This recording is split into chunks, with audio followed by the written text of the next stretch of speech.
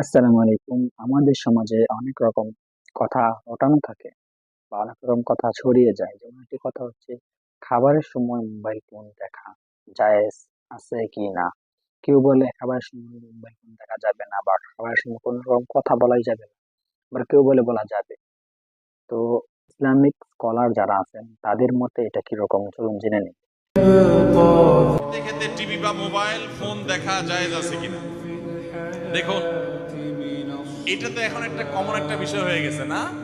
আমরা সবাই কম বেশি এই রোগের রোগী।